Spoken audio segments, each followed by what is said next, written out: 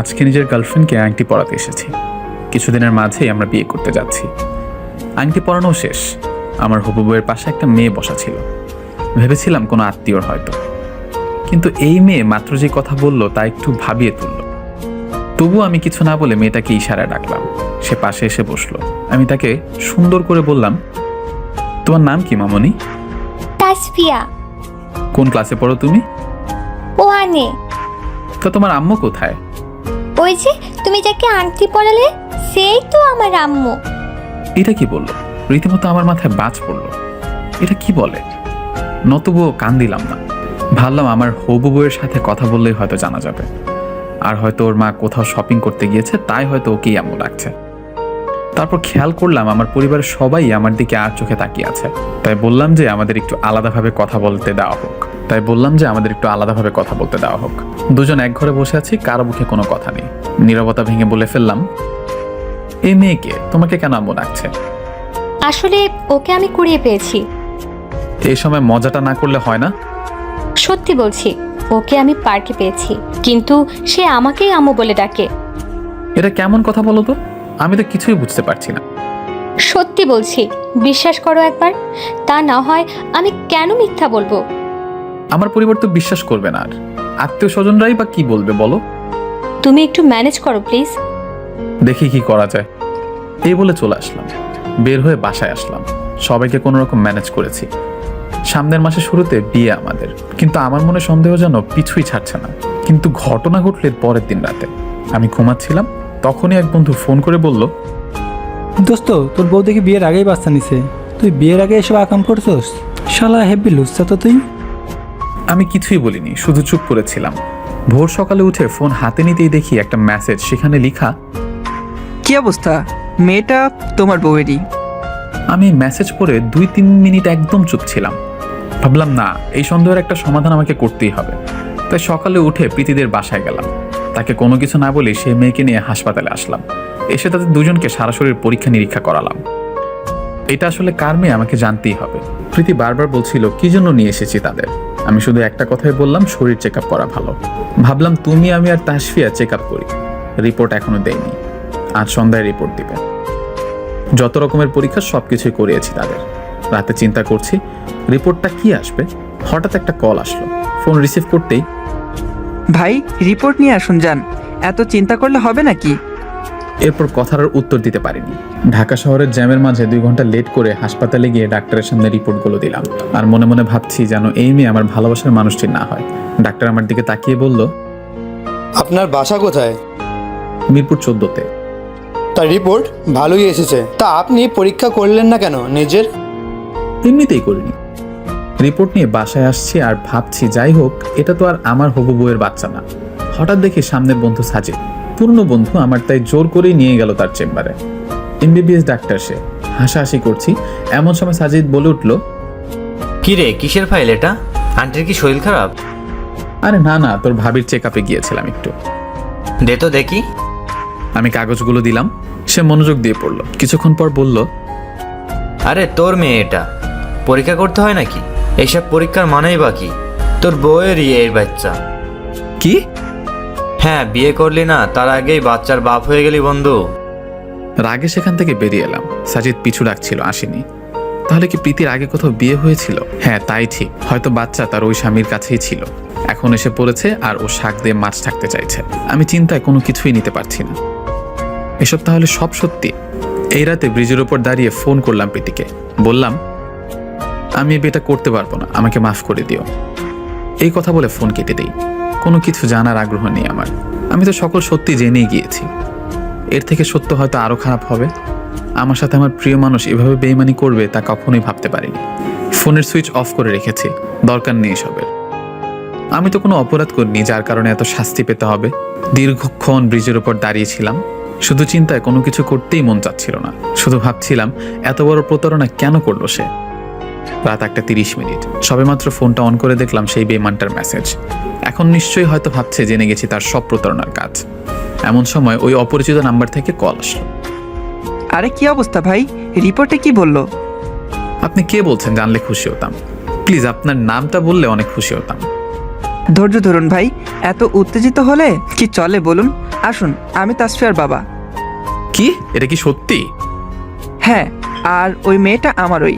আর আপনি যাকে বিয়ে করতে চাচ্ছিলেন সে আমার স্ত্রী। বিশ্বাস করি না আমি।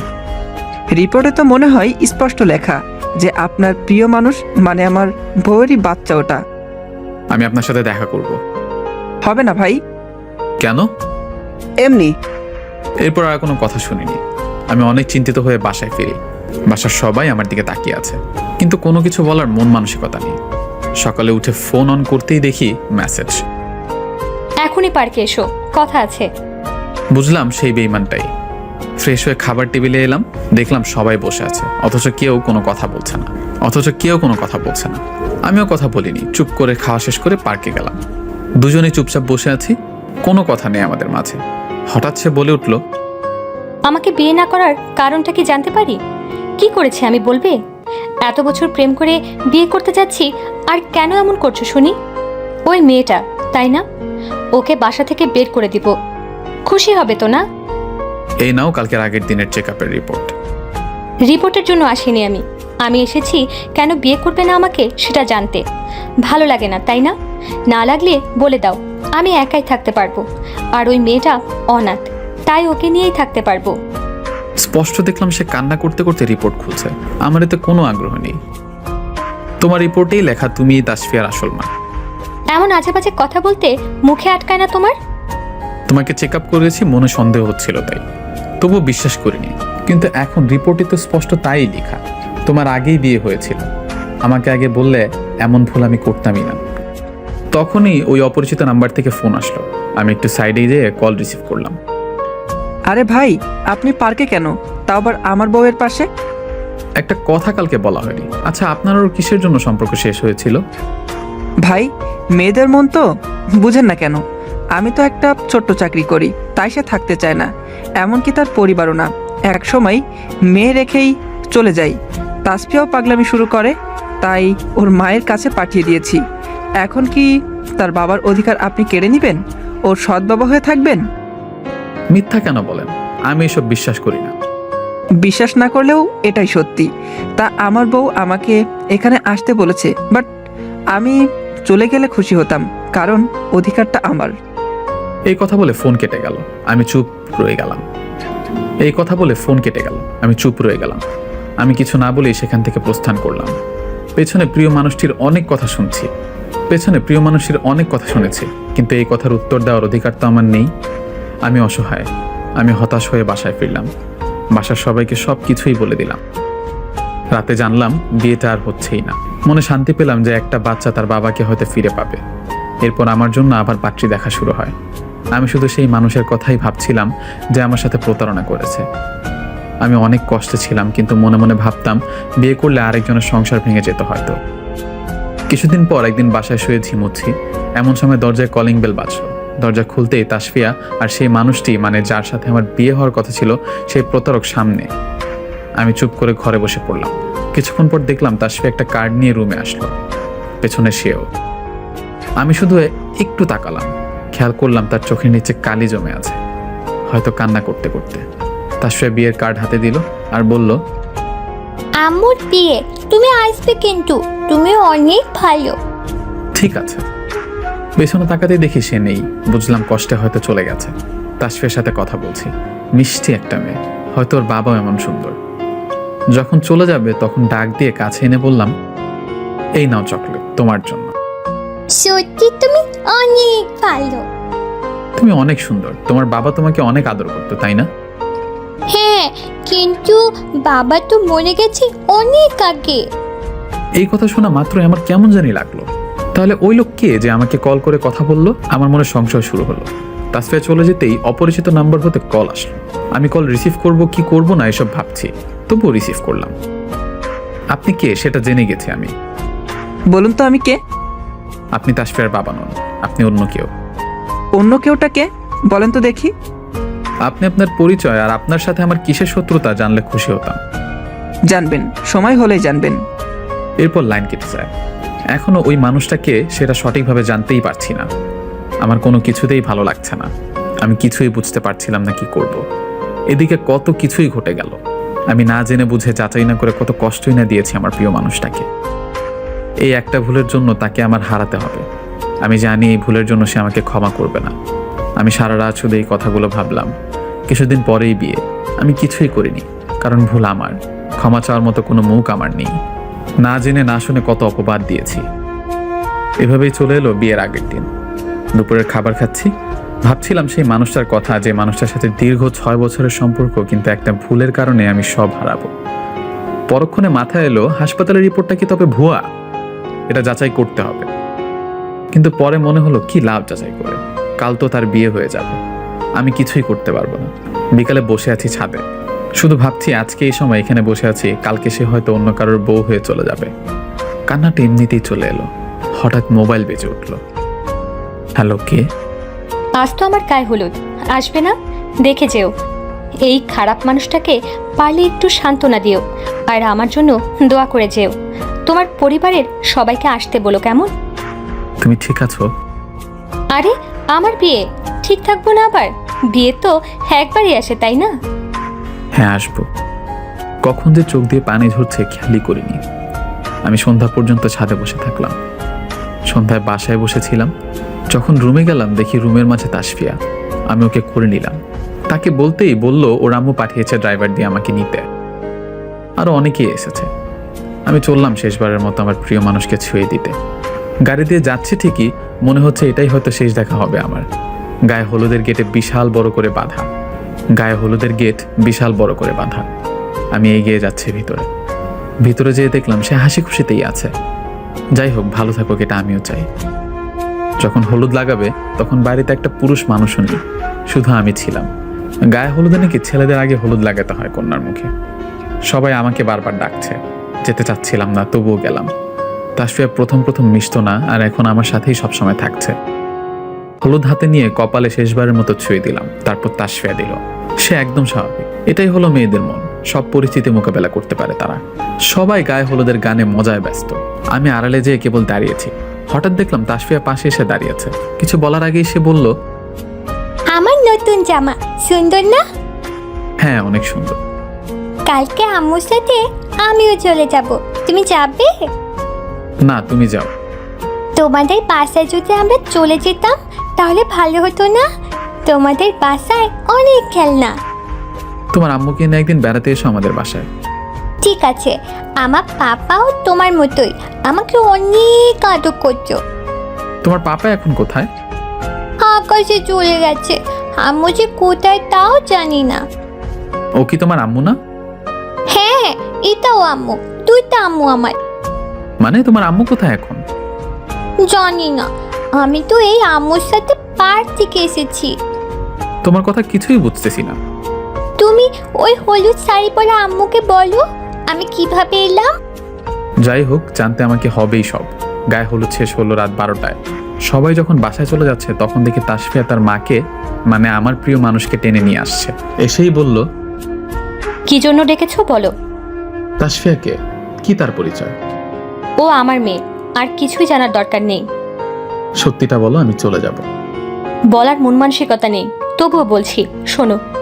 তোমার সাথে একদিন দেখা করে বাসায় ফেরার সময় তাসফিয়াকে তার মায়ের সাথেই দেখি। তাসফিয়া এমনিতে আমার কোলে আসার জন্য ডাকছিল। আমি পাশে যেয়ে শুধু দাঁড়িয়েছি, হঠাৎ খেয়াল করলাম তার মা পড়ে যাচ্ছে। অনেকে ধরে হাসপাতালে নিয়ে যাই, কিন্তু বাঁচাতে পারিনি। শুধু একটা কথা বলেছিলেন, তাসফিয়ার বাবা ঠিকই ওকে একদিন নিয়ে যাবে। এরপর থেকে আমাকেই আম্মু ডাকে। ভেবেছিলাম তোমাকে সব বলবো, কিন্তু বলিনি। দেখতে চেয়েছিলাম তুমি কতটা ভালোবাসো আমাকে। তাহলে তুমি পছন্দ করে কাউকে বিয়ে করছো? হ্যাঁ, আমাকে শাকিল পছন্দ করত অনেক আগে থেকেই, সেটা তুমিও জানতে। সে এখনো ভুলেনি আমাকে। এই মেয়ে নিয়েও সে রাজি আমাকে বিয়ে করতে। হয়তো ভালোবাসে আমাকে অনেক। কোনো কথা বলিনি। ফিরে আসি একা একাই। বাসায় এসে ভাবলাম একটু ঘুমাবো, কিন্তু তার আগেই ফোনে কল আসলো। কল রিসিভ করতে তাসফিয়া বলতে শুরু করলো, আম্মু তো অনেক কান্না করেছে তোমার জন্য। তোমাদের বাসায় আমাদেরকে থাকতে দেবে? তোমার আম্মু কোথায়? কেন কান্না করে? তোমার জন্য। তুমি আম্মুকে বিয়ে করে ফেলো, তোমাকে বাবা ডাকবো। এরপর তাসফিয়ারও কান্নার আওয়াজই শুনলাম। কল কেটে গেল। কি করব জানি না কিছুই ভাবনায় আমার পুরো মাথা ঘুরে যাচ্ছে।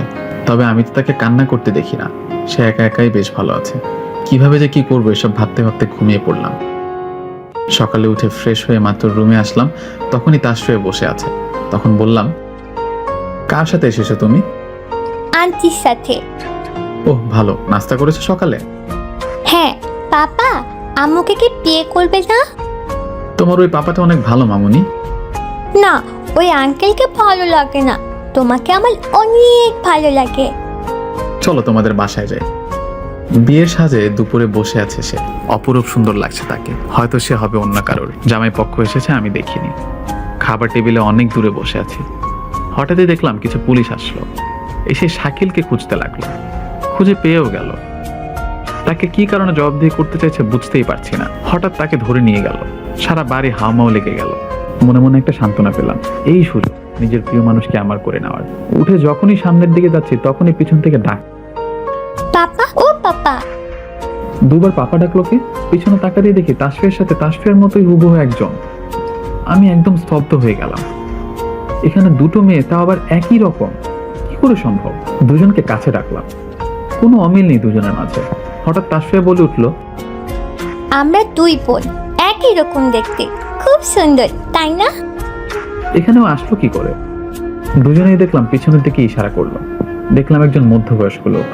বুঝলাম ইনি হয়তো তার বাবা। একটু আধটু কথা বলতে হবে, তাই ওনার পাশে গেলাম। আমি কিছু বলার আগেই দেখলাম শাকিল আবার ফিরে এসেছে, মানে তাকে পুলিশ ধরেনি। কেন ছেড়ে দিল তাকে? তাহলে বিয়ে হয়েই যাবে, থামানো আর হয়তো সম্ভব হবে না। মন স্থির করলাম, হোক না বিয়ে, তাতে আমার কি? ভালো থাকুক প্রিয় মানুষটা, এটাই তো আমি চাই। সাথে তাসফিয়ার বাবাও বসলেন আমার সাথে। কথা বলছিলাম ওনার সাথে। তিনি শুরুতেই আমার হাত দুটো ধরে বললেন, ভাই, মেয়ে দুইটাকে দেখে রাখেন প্লিজ। জীবনে অনেক খারাপ কাজ করেছি, কিন্তু কখনো সন্তানদের কথা একবারও ভাবি নাই যে পরীর মতো সুন্দর আমার দুইটা যমজ মেয়ে আছে।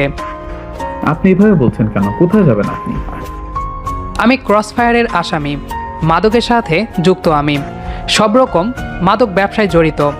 সুখের সংসার ছিল আমার, কিন্তু টাকার নেশায় সব কিছু ফেলে মাদকে যুক্ত হই। যখন নিজের ভালোবাসার মানুষের ওপর হাত তুলতাম, সামান্য খারাপও লাগতো না। আমি বাসায় থাকতাম না বেশি।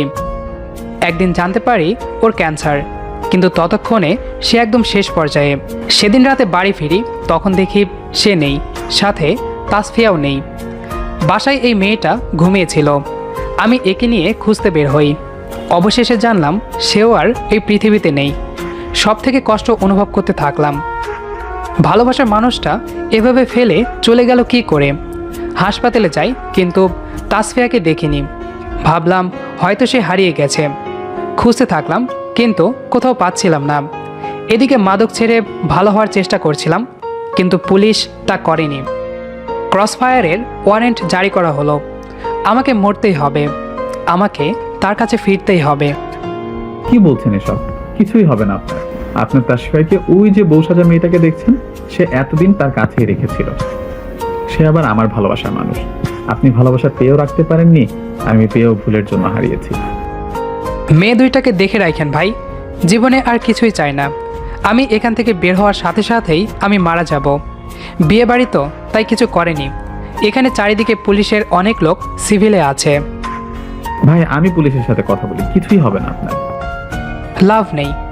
তাছাড়া আমিও পাপের শাস্তি চাই। মেয়ে দুইটা অনেক আদরের, দেখে রাখেন ভাই।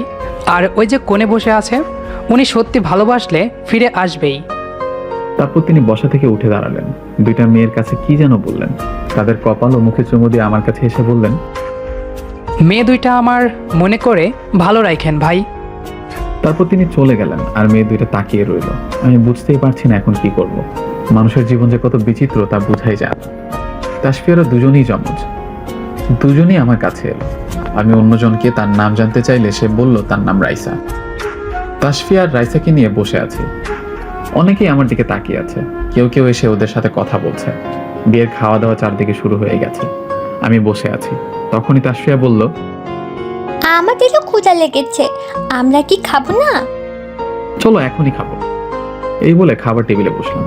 দূরের শেষ টেবিলে দেখলাম বউ জামাই তারা বসেছে। তাসফিয়াও দেখেছে হয়তো। তাসফিয়া নিজেই বলল, ওইখানে যাই পাপা, আম্মুকে একটা সারপ্রাইজ দেবো। আমি না করিনি, যেতে দিলাম। যে তারা কিছু একটা গন্ডগোল লাগিয়ে দিছে হয়তো, তাড়াতাড়ি উঠে গেলাম সেখানে।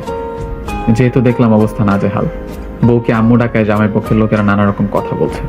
অনেক বুঝে দুজনকে নিয়ে আসলাম। খাওয়া দাওয়া শেষ, আমি খাইই নি। এই দুজনকে খাওয়াতে খাওয়াতেই আমার খাওয়া শেষ। শুনেছি নিজের গার্লফ্রেন্ডের বিয়েতে কবজি ডুবিয়ে খেতে হয়, কিন্তু তা আর হলো না।